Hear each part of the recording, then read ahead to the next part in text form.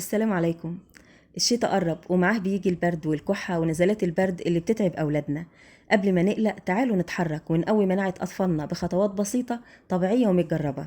الفيديو ده لكل أم بتحب تحمي طفلها وتخليه دايما بصحة وسعادة. كل أم تقدر تكون خط الدفاع الأول عن صحة ابنها، مش لازم نستنى لما الطفل يعيا علشان نتصرف.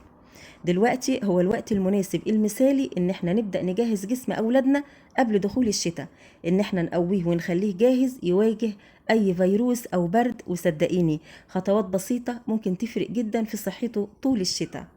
طيب نعمل ايه؟ 6 نصايح عملية لو عملتيهم هتحمي اولادك من امراض الشتاء. اول حاجه هي التغذيه، الاكل الصح، اوعوا تستسهلوا بالاكل. التغذيه مهمه جدا للاطفال، اهتموا بالنوعيات اكتر من الكميات. الطفل بياكل ايه مش بياكل قد ايه. التخن والقلبزه ده مش صحي خالص. قدمي لطفلك فواكه زي الفراولة والبرتقال، الجوافة، وكمان خضار زي الجزر والبطاطا والطماطم والخيار والورقيات. الحاجات دي مليانة فيتامينات بتقوي المناعة وتخلي جسمه جاهز لأي عدوى. قدميها فريش زي ما هي، يا إما اعمليها عصير أو شوربة أو صنف حلو بيحبوه. كمان شوية رز، قطعة دجاج أو لحمة على مدار اليوم المتاح وعلى قد ابنك ما يتقبل، مش لازم كتير، المهم تنوعي في الأكل.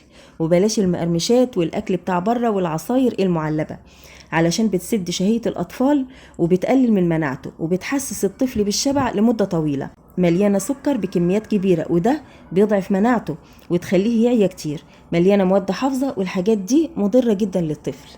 تاني حاجة الفيتامينات، المكملات الطبيعية زي فيتامين ألف مهم جدا لطفلك لأنه بيقوي مناعة الجهاز التنفسي، فبالتالي بيقلل من نزلات البرد والكحة والإنفلونزا. مفيد جدا لصحة الجلد، البشرة والشعر وصحة العين. بيبقى على شكل كبسولات، بنفتح الكبسولة وبنفضيها على طعام الطفل أو عصير. بنديه لطفل بعد عمر 6 شهور لعمر 5 سنوات، وتقريبا بياخده مرة كل 6 شهور. ممكن تستشيري الطبيب عن الجرعة والنوع المناسب لسن الطفل. كمان فيتامين د مهم جدا خصوصا في الشتاء لما الشمس بتغيب، يعني لو ابنك مش بيتعرض للشمس كفاية في الشتاء. مفيد جدا لصحة العظام والأسنان، وبيساعدنا في الشتاء إنه بيقلل من عيا الأطفال بشكل كبير لأنه مقوي مناعة للأطفال قوي جدا.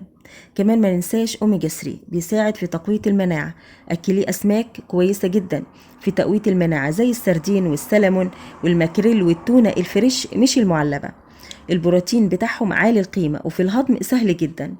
أكلي كمان زبادي، مكسرات زي عين الجمل واللوز والسوداني، ولو طفلك صغير اطحني المكسرات وضيفيها على أكل الطفل.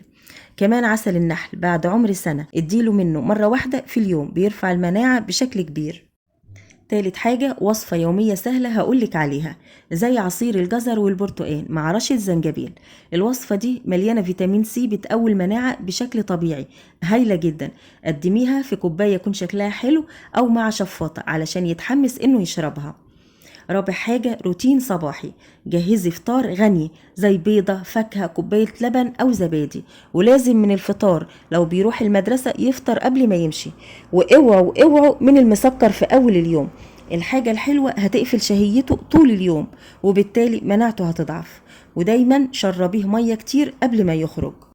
كمان لبسيه ملابس مناسبة للجو. الروتين ده هيحميه طول اليوم من البرد والكحة.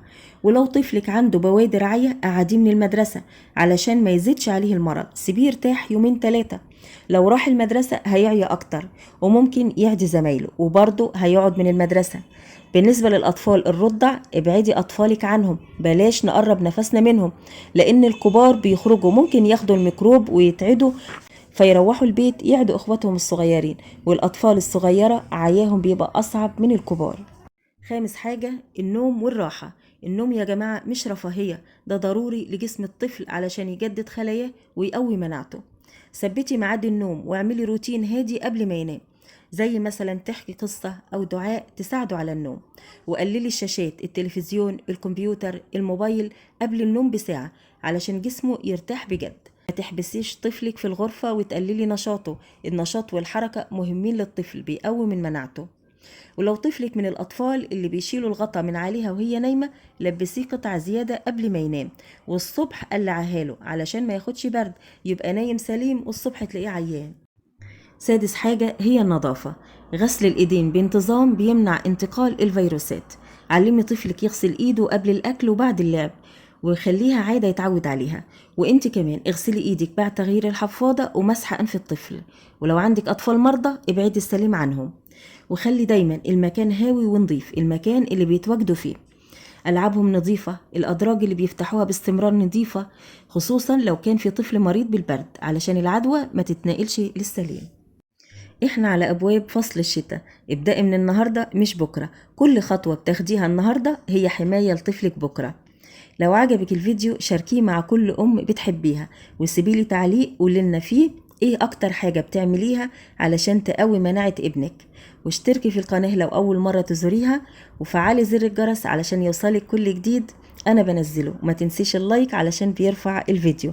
دمتم بصحة وسعادة، وكل شتاء وإحنا أقوى.